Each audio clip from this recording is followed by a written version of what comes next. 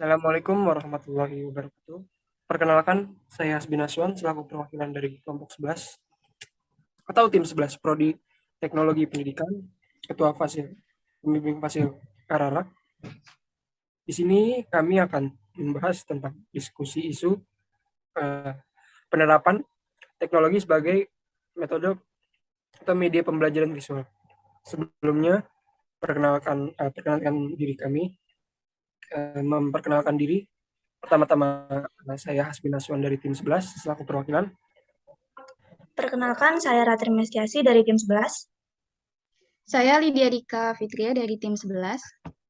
Saya Zika Aulia dari tim 11. Saya Raisa Gania Sahla dari tim 11. Dan saya Said Ali Mugafar dari tim 11. Terima kasih. Pertama-tama, mari kita bahas mengenai tentang pengenalan diskusi isu kali ini yang akan disampaikan oleh rekan kami, Saudara Ratri, silakan. Baik, terima kasih kepada Hasbi. Saya mulai. Seperti yang kita tahu, sekarang kan udah eranya apa-apa teknologi, semuanya serba digital. Bahkan ya waktu kita belajar di sekolah atau di kampus, sebenarnya bisa nih kita manfaatin teknologi. Apalagi kan setiap anak, setiap orang itu gaya belajarnya beda-beda. Cara mereka memahami, menerjemahkan, dan menyimpan informasi yang mereka tangkap itu berbeda-beda. Misal ada anak yang gaya belajarnya itu harus melihat gambaran dari materi yang diberikan, kayak contoh objek, ilustrasi objeknya, diagram, tabel, dan lain-lain. Atau yang biasa kita sebut itu gaya belajar secara visual. Kalau kita memanfaatkan teknologi, itu mempermudah banget. Bahkan membuat materi yang disampaikan lebih menarik, yang otomatis membuat anak tersebut lebih mudah untuk memahami materi yang diberikan. Baik, terima kasih Ratri. Saya ingin menambahkan mengenai lebih lanjut tentang pengenalan yang disampaikan oleh Ratri. Pertama-tama, pembelajaran metode visual itu kurang konkret tanpa adanya teknologi. Perlu diingat bahwa kita udah hidup di zaman yang modern serba cepat. Jadi teknologi ini diharapkan mampu membawa kebaikan untuk segala bidang. Tentunya bidang yang kali ini bidang pendidikan. Diharapkan bahwa teknologi ini akan bermanfaat bagi suatu instansi atau negara di bidang pendidikan tentunya, agar mahasiswa, murid, atau siswa dapat belajar dengan mudah dan nyaman, serta efisien dan efektif. Kita tahu bahwa sekarang sudah canggih.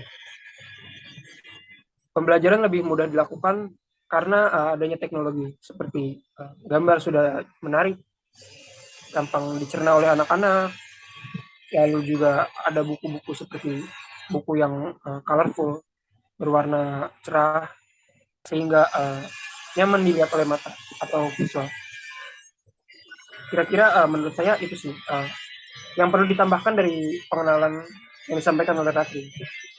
Lebihnya saya sangat setuju apa yang disampaikan Ratri.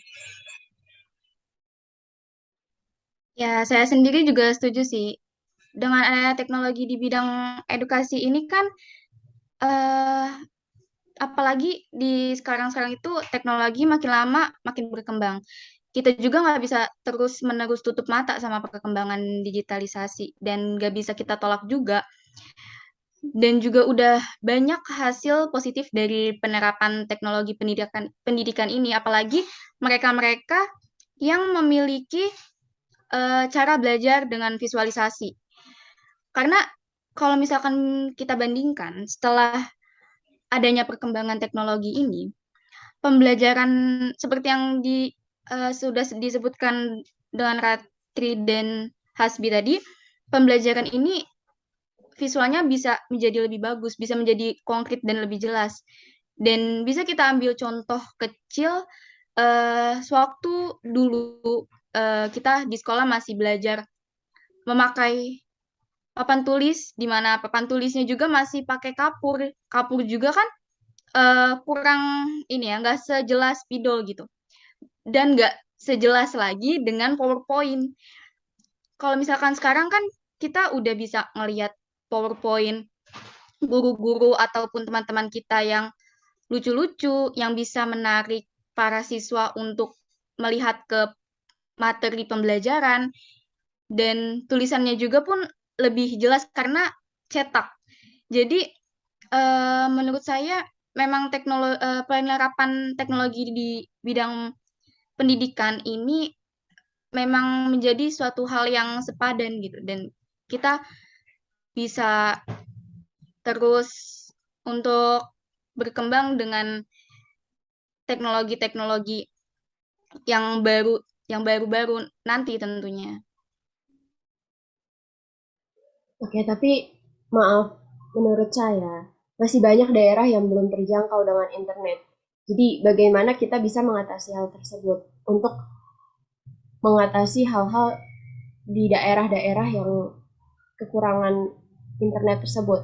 Gini deh, banyak pemikiran orang dulu juga yang masih tertanam di daerah beberapa orang yang jauh dari kota. Lalu juga, bagaimana dengan dampak buruk yang akan terjadi pada jangka pendek atau jangka panjang ya, seperti keterlambatan kognitif, tantrum, menurunnya kemampuan anak untuk mandiri. Bagaimana kita bisa mengatasi hal tersebut? Karena kecanduan gadget, internet itu benar-benar bisa mempengaruhi jangka panjang hidup seseorang gitu. Oke, mungkin solusinya bisa sosialisasi pemerataan edukasi di seluruh pelosok Indonesia. Sesimpel pembelajaran dengan bentuk animasi. Ya, tapi untuk daerah yang sudah melek teknologi, mungkin bisa ditambah media pembelajarannya menggunakan animasi, komik, atau game. Dengan pengawasan orang tua dan guru tentunya. Seperti yang Azika bilang kan tadi ada dampaknya itu keterlambatan bicara atau ketidakmandirian gitu kan. Ya itu balik lagi dengan pengawasan orang tua sama guru sih menurut aku.